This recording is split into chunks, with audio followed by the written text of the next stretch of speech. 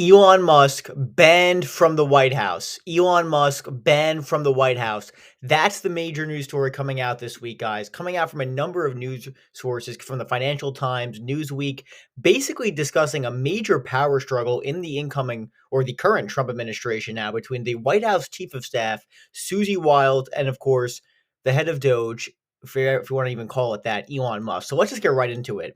So Susie Wiles, guys, is the chief of staff of President Trump, and she basically was not only her fingerprints all over the Trump campaign, she was actually the head of the entire Trump campaign.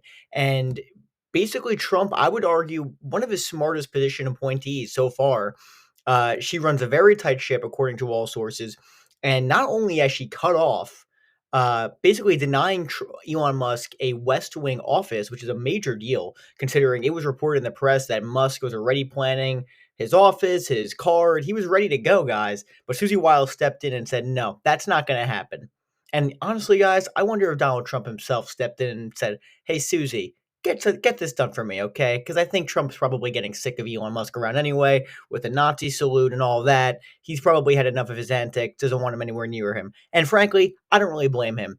And not only, guys, is this happening in the sense where he not only does he not have an office in the White House, now it's also being reported that if Elon Musk is to talk with Trump, he has to go through Susie Wiles. He can't just be texting him, "Oh, hey Donald, let's meet up." That's not a thing anymore, according to a number of sources. This is the story here, guys. The Ice Maiden, again, that's her nickname. The Ice Maiden at the heart of the Trump administration has won her first big battle this week, denying Elon Musk a permanent base in the West Wing of the White House. Again, a former lobbyist, Susie Wild. Um, Again, what is her position, guys? Her position is basically chief of staff of the White House. So people who don't know what that is, she's basically the top advisor. She is the liaison. Basically, think of it mafia style. She's a consigliere, basically, of the mafia boss. She's a guy coordinating with all of Trump's underlings, and anyone who's talking to Trump needs to go through her first. Okay, that's basically her position here. And frankly, I don't think Elon Musk has a good influence on Trump, and it's toxic. If I was her too, I wouldn't want him anywhere near around the president. Um, and basically, pretty wild. Basically, throwing him away. Not only is he not in the White House, he's down in the Eisenhower building, several buildings away. And guys, by the way, Elon Musk. I mean, we talked about this in the past, but Elon Musk staying at the White House, uh, or staying at Mar-a-Lago in his own apartment. I mean, he supposedly has what, 13 kids? I mean, doesn't he have a family to go home to? Apparently not. He's just living in Trump's backyard. I mean, it's legitimately super strange. Meanwhile, he's also at the AFD rallies in Germany, telling Germans not to feel guilty for the sins of their fathers and grandfathers. So I'm not sure exactly he's the brand the Trump people want to amplify or to basically kind of promote, because Elon Musk's brand right now, it's not very good. There was a new poll that came out recently that basically showed his approval rating was Biden level. It was like 32%. 32%, 60% disapproval, which is pretty wild to think about, because even a couple years ago, he was probably viewed 60% approval rating, I would say, maybe even higher. So a total transformation in a bad way for Elon Musk in that sense, even though he has one of the, I would argue, maybe the most powerful person in the world in terms of his wealth and the amount of political influence he's been able to garner since Trump's been elected. I mean, it really is an oligarchy at this point in the United States. So again, it's going to be interesting to see.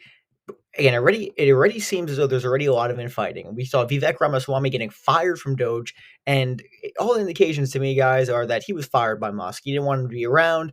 Musk wanted to take over. And frankly, do I even think Doge is a real thing? It's a temporary government agency, guys. Basically, the way it works is Doge is supposed to give a number of reports that go to the president. But what's come out actually is, oh no, those reports are going to Susie Wiles. She might just throw out the report. And Trump might not even see about it. I really think this Doge thing might just be something where Trump basically says, "Okay, I'm gonna throw you a bone. I don't want you anywhere around me, but I'm gonna make up some BS government agency that you can talk about all day on X, your social media platform, which he tweets 100 times a day." And by the way, doesn't he have like 20 companies to run? I mean, he's like addicted to Twitter. It's actually insane. I mean, it's truly pathetic. And again, this is according to the story. Musk's senior leadership team are to be based in the Eisenhower building. And the question is going to be, is he going to be there every day? Like, I don't know what exactly the deal with this is. And guys, by the way, before I go any further, make sure to like and subscribe. It's super good for the algorithm. And we actually just set up a new Patreon account. So any sort of support there would help out the channel immensely. Thank you guys so much. We're continuing to build a big audience, and I really appreciate all the support we're getting. And Amazon links of products I use are in the description if you want to check that out. So again, going in further, again, as I said, she's kind of viewed as a consigliere of the Trump administration, but she's also kind of, again, as the story asserts, she is basically the gatekeeper, even for the world's richest man, who has been omnipresent at Trump's side after moving into Mar-a-Lago at the end of last year. There's never been an administration that has had so many power plays so early.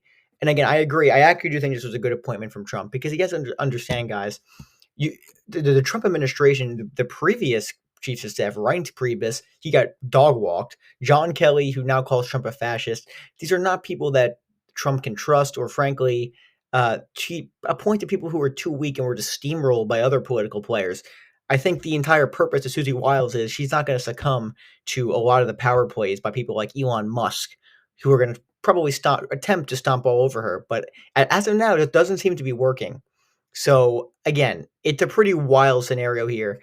And again, we're talking about the Trump Civil War. Elon Musk is not very popular in a lot of Trump circles. Here's Steve Bannon, of course, and basically said, and he's criticized Musk a lot in the past, but this is what he said recently about Musk. He called him pure evil. He said, "You're a war profiteer. You're not an American nationalist. You're not even an American. You are a globalist." So again, pretty wild that he's saying this. And he also says, I think he was talking to Tim Pool. This is why he never goes after the CCP, which is true. He actually never attacks the CCP in China. One of the only countries he doesn't attack. It's super strange. I wonder if it has anything to do with the conflict of interest that a lot of his companies are based out of China, and he's afraid to criticize them, almost kind of corrupt, and kind of shows he's not authentic and honest.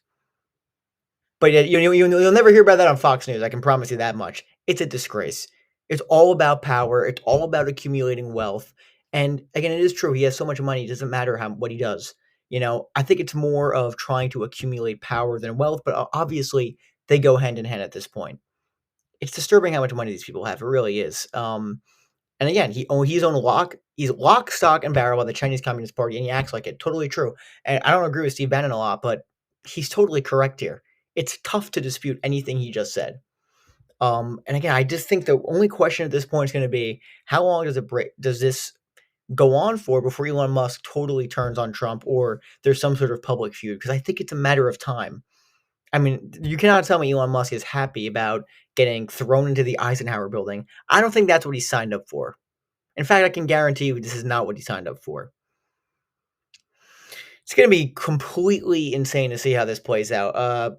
Just a wild, wild story coming out here. And hey, I'm going to be right there with you guys. I hope you guys enjoyed this video. And we're going to have major news coming out over the next few days, major videos coming out, major guests coming up. So like I said, any sort of support to the channel will help out immensely. So let me know what you guys think in the comments. I just think that, is Elon Musk really going to not be in the White House at all? Do you think he'll basically get his way in? Will Susie Wiles survive? Will Musk force her out? My guess is no. I think Susie Wiles right now is in charge, it seems to me. But again, super interesting. Let me know what you guys think in the comments. Thank you guys so much for watching, and I'll probably see you guys tomorrow. So that's what I got for you guys today, and I'll see you later.